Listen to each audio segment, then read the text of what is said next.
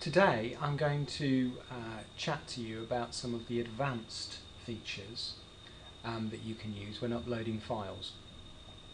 In a previous tutorial I've showed you how to do some of the basic uploading, multi-file uploading, drag and drop, uploading from Windows. That's all fine and that's going to cover most of your day-to-day needs. But in addition to that, today we're going to run through some of the extra features, some of the extra options, permissions that are available when you do indeed put a file into docsafe. So let's kick off. I'm going to go and find my client again. In that case we'll use geese as normal. I'm going to go to the taxation folder and let's pretend we're going to put something into this particular folder. So I'm going to use the basic upload function, which is the arrow here.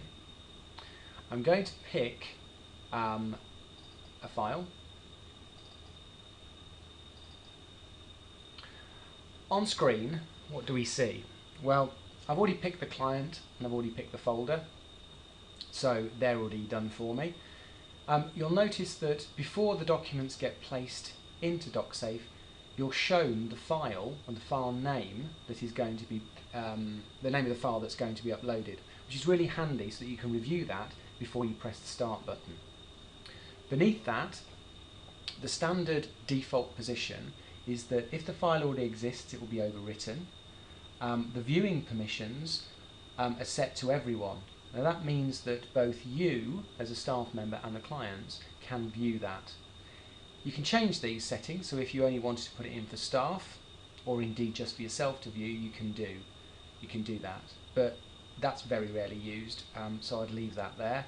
Along with the expiry date, if you have no need for the file to be self-deleted, I would leave that as never, but you can choose to have the file delete itself at a given point in the future. Overwrite delete permissions. The majority of activity in docsafe involves placing documents for clients to access. I would say 9 times out of 10 you don't want the client to actually delete that copy of the file. So leave that as staff. So the only people who can actually overwrite or delete that file are staff within your company. If you want the client to be able to edit, delete that particular file, you can change that to everyone. But there must be, I assume, specific circumstances where you want the file to be able to, the client to be able to download the file, edit it and put it back in again. So we'll leave that as staff for now. Let's go over to the left hand side. Another tick box you've got an option for is to monitor the activity on this file. If you tick that box, it means that the staff member who uploaded the file will get alerted as soon as the file is read. Now that isn't necessarily something you want all the time because you'll be bombarded with all these emails and alerts, but on occasion I'm sure you might find it useful to know if a particular client is actually reading or has read a particular file. So in those circumstances just simply tick that box. The final box here is for any document that you're putting in. If you want that document to be signed, then simply click that box there. What that's going to do is going to go through a slightly different procedure and inform the client that not only that the document is ready, but the document is ready for signature. And it's also going to give them a brief overview of how they can go onto the system and log in and sign that file. So let's untick that for now because we're just putting a file in for viewing. The notification to recipients, if you don't put anything in, if you don't use this drop down, the file will go in and no email will go out to anyone. So you can put a file in without telling a client. If you use the drop down menu, it's pre-populated with every user to that particular client and indeed that client folder. Because if a particular selected user cannot access that folder that you're currently putting the document into, they won't be listed as an available user to inform. So you've got all the users to the account and you've got staff members. you can pick any combination of staff and or users to tell and be informed that the file is being uploaded. So if we just picked one person, Mike, I could actually remove Mike if I wanted, or I could again pick Helen and Mike. So 2 people will now get an email at that particular client account. If I do nothing more and press Start Upload, a standard email with your branding and your footer and all the necessary information will go out to the client, informing them the file is ready, and a simple link linking them back to the login page to access the file. Now it may be that you wish to send your own personalised message.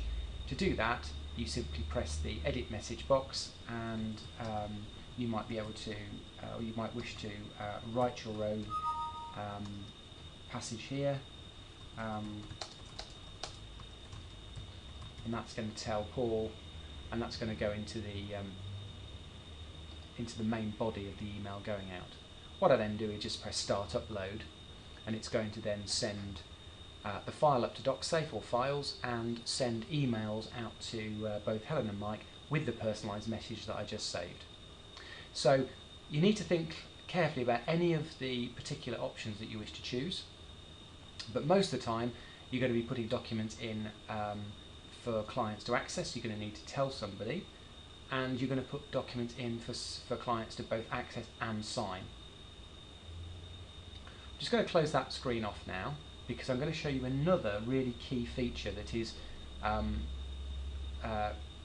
new feature that appears in version 20 onwards of the docsafe desktop. If we go again to upload a file, but this time I'm going to pick multiple PDFs. Let's just pick say 1, 2 and 3. Pick multiple PDFs.